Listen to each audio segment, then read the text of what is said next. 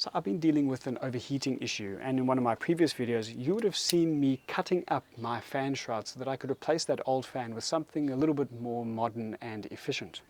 In this video we're still busy dealing with the overheating issue, but this time it's by addressing a leak in my radiator. Now, why is a leak a concern?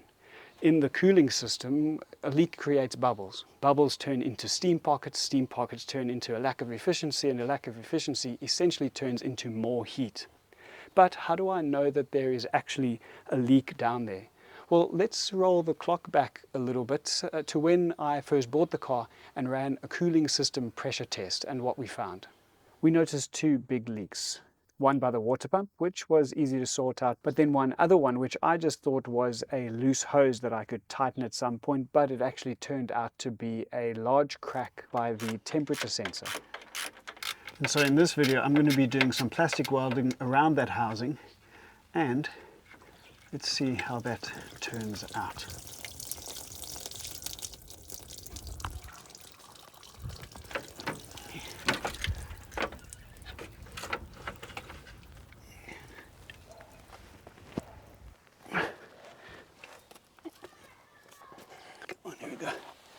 And getting this out was a lot more cumbersome and frustrating than this video is letting on. But let's get into what this video is actually all about, and it's right over here. Alright, so what I'm going to be using is a really basic soldering iron, and then for material that I need to perhaps replace, I'm going to be using the end of a cable tie. But very specifically cable ties that have nylon in them, so they have to be nylon reinforced. But let's now get you in here, come and take a closer look at what we are dealing with. So you can see all of the scale and the build-up that is here, and obviously this is where it's been leaking from. And I mean, even more obvious, we've got our repair, which I didn't do by the way, but our repair over here. So I'm going to remove this, and fingers crossed it's not going to be that bad.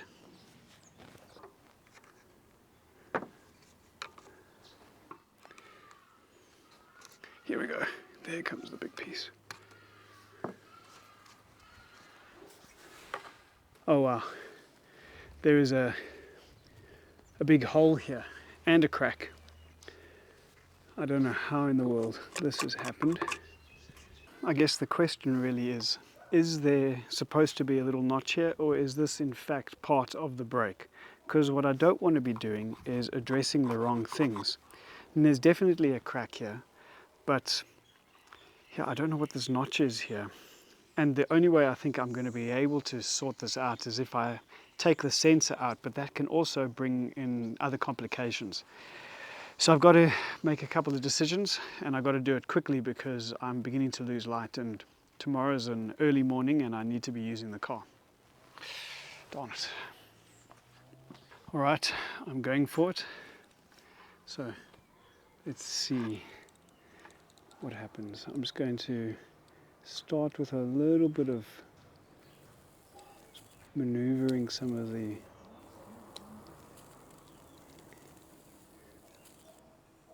existing plastic around. You can hear the hiss from the water. See how brittle this becomes. That's the one thing about doing this kind of thing, is it can become brittle. Okay, I'm going to start introducing new material.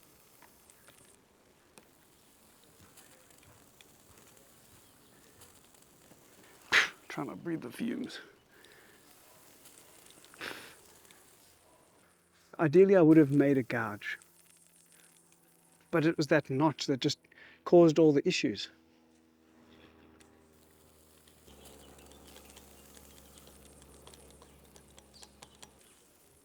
There's a lot of material in here now. Let me quickly show you. So as you can see, it's already hardening, which is a really, really good sign.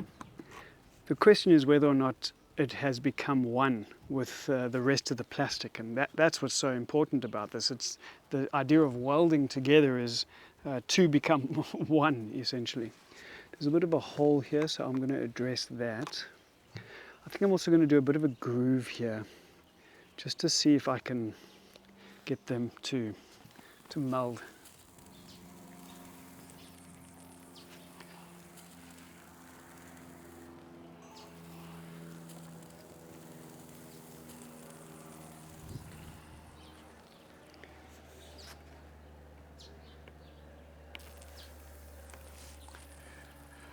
There is, of course, one caveat to all of this, and that is if it's the wrong plastic, it doesn't actually mix together and it will just break off.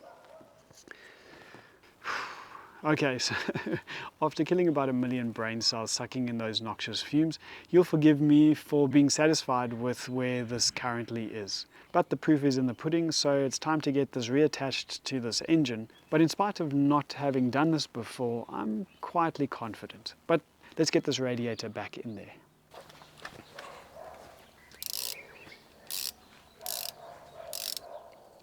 And there we go. The final line is installed, and all that's left to do is to now bleed the system. If this hasn't worked, well, then you'll see another video of me trying to address it. But otherwise, over the next couple of days, I'm going to do a bit of driving, I'll monitor it, and I'll let you know how that goes. But fortunately, because of the magic of video, you don't have to wait those couple of days. So here's that report back now.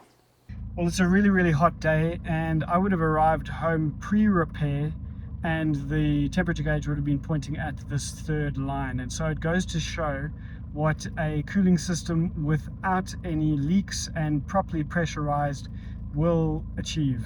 And so I'm really, really pleased that I was able to do this repair. Just quickly check, because ordinarily there would have been a leak, and absolutely nothing.